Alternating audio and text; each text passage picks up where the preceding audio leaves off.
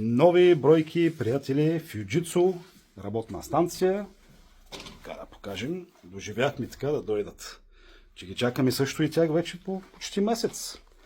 Така че има вече работни станции, Fujitsu, клас с така здраве на батерията над 80%, с 32 RAM памет, NVMe диски, всичко така както си е, по реда, както беше преди.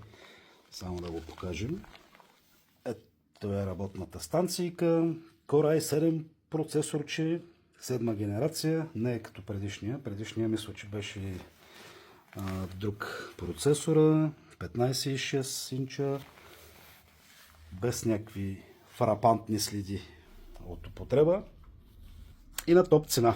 Даже тази вечер ще го взема така да го тествам с една-две игрички, понеже има що годе прилична карта, не е само за тежки програми, ще могат да се цъкат и на игри. Ще го тествам тази вечер. Специално се върнах тук, където даже още съм се опаковал. Специално се върнах до сервиза, за да го взема, за да може да го разцъкаме тази вечер. За поръчки оставам тук, точно след това изречение, координати, данни. Има и HP работни станции вече, и Fujitsu, всичко, каквото му трябва на човек. Имаме и геймърски лаптопи. Абе, имаме. Имаме.